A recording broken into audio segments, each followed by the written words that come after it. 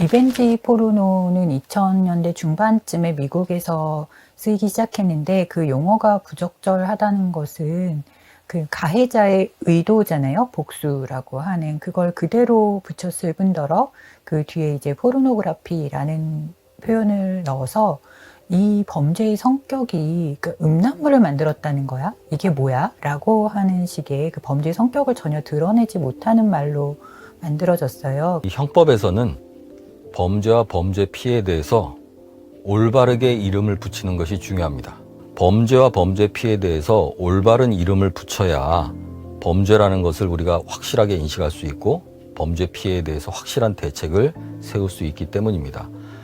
그렇기 때문에 용어의 문제에 대해서 계속 문제제기가 되어 왔고 이 범죄의 성격이 뭐냐라고 하는 데 대해서 초점을 맞출 필요가 있다. 이런 점에서 이제 이미지 기반 학대라는 표현을 이제 쓰기 시작했습니다.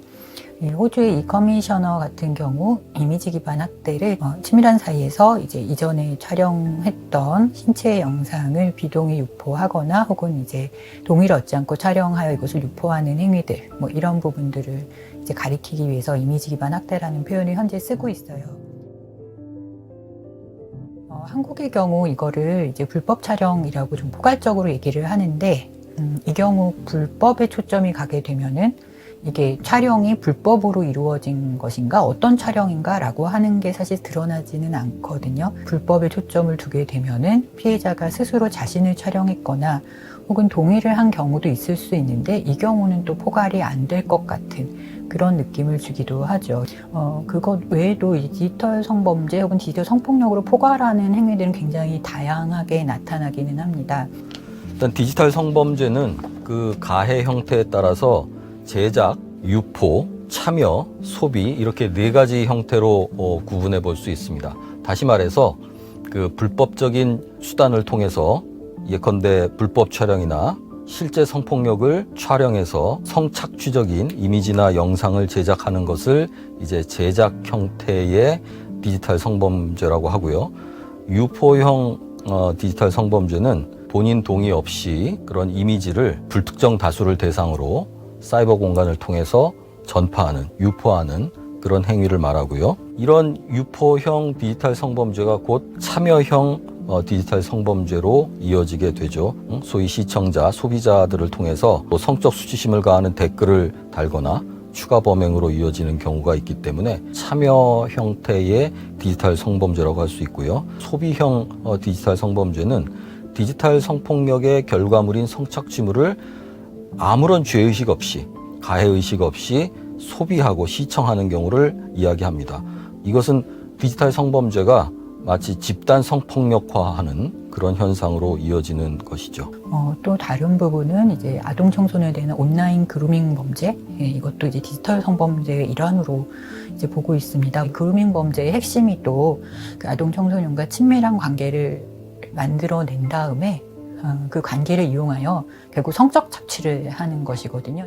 그러니까 친밀한 사이라고 생각하고 마음을 터놓고 이야기하게 되면은 근데 너의 그 신체 사진을 보내달라든가 이런 식으로 이제 접근을 하고 그걸 이용해서 이제 나중에 이런 거를 너희 부모님께 알리겠다 혹은 보호자에게 알리겠다 학교에 알리겠다는 식으로 협박해서 지속적으로 성착취를 이어가는 문제 이런 것도 디지털 성범죄와 관련해서 얘기를 하고 있습니다. 그리고 이제 딥페이크, 그러니까 허위 영상물 제작이라고 부르는 것도 디지털 성범죄로 봅니다.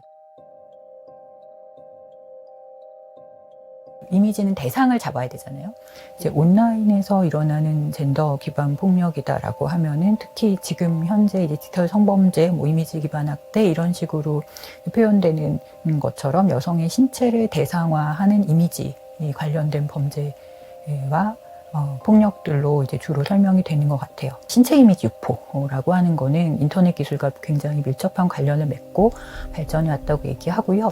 그 초기 딥페이크 영상물에 대한 그 연구나 조사들을 보면은 다크웹, 딥웹이라고 부르는 곳에서는 K-팝 아이돌 딥페이크라는 카테고리가 따로 만들어져서 유행하기도 했었고 또 이제 네덜란드의 한 연구소에서 조사했을 때 딥페이크 영상물의 96% 정도가 그 K-팝 아이돌이 대상인 경우가 25%다라는 조사를 한 적도 있어요. 그리고 작년에 방심위에서도 K-팝 아이돌 대상의 페이크 문제를 614건 정도 심의를 해서 정지시킨 적도 있거든요. 사실 그거는 신체의 권리를 침해한 폭력이잖아요. 젠더 기반 폭력 영상물인데 그게 처음에는 딥페이크 포르노라고 도는 것처럼 이제 모든 이미지 산업은 여성의 이미지를 그 성적 쾌락의 대상으로 제시를 하고 인권이나 그 성적 자기결정권을 침해하는 그런 범죄가 될 수 있다는 걸 인식하지 못한 채로 그 상품화하는 방식으로 계속해서 이미지 기술은 발전을 해왔습니다.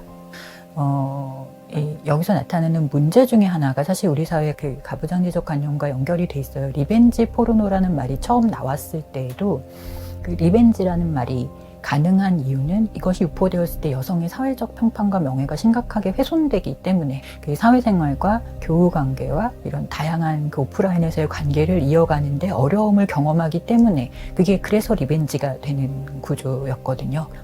그렇기 때문에 사실은 이제 한국사회부성폭력센터 활동가분들께서 여러 세미나에서도 언급하시는 것처럼 사실 디지털 성범죄 영상이 업로드돼도 뭐 사람들이 관심도 없고 다운로드도 받지 않고 그리고 뭐 그게 나왔다고 해서 평판에 크게 해가 되지 않고 이런 사회가 되어야, 다시 말해 그 여성의 성에 대한 가부장제 성관념이 사라진 사회가 되어야 이 문제가 이제 해소되었다고 얘기할 수 있는 것이 궁극적인 그 방향일 거다라고 얘기하는 이유도 이 범죄의 특성이 가부장제 성관념에 기초해서 여성의 인격권을 훼손하는 방식으로 일어나기 때문이라고 생각할 수 있을 것 같습니다.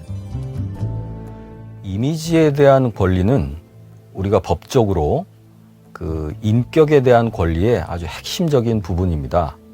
그래서 2012년에 유럽인권재판소가 자신의 이미지를 보호받을 권리에 대해서 이렇게 판결을 했습니다. 개인의 이미지는 그 인격의 핵심 구성 내용이다. 개인의 고유한 특성을 보여주고 타인과 자신을 구별 지어주기 때문입니다. 따라서 자신의 이미지를 보호받을 권리는 자기 개발의 필수적인 요소이다. 그렇기 때문에 자신의 이미지를 보호받을 권리에는 자신의 이미지가 어떻게 사용될지 결정하거나 또는 거부할 수 있는 권리가 핵심 내용이다. 이렇게 판결을 했습니다. 그러니까 성적 이미지를 포함해서 자기의 인격과 정체성에 중요하고도 고유한 이미지에 대해서는 자기 결정권이 보장되어야 되고, 그러한 자기 이미지에 대한 자기 결정권을 폭력적으로 부인하는 것이 바로 디지털 성폭력이 되는 것입니다. 그래서 우리가 지금 이 디지털 그 공간에서 유포되는 여러 성적 신체 이미지들을 볼 때 항상 생각해야 되는 건 그 이미지가 그 특정한 개인의 성적 인격권을 담고 있는 것이고, 이것은 내가 그 함부로 침해할 수 없는 것이라는 점을 생각하는 게 필요한 것 같습니다.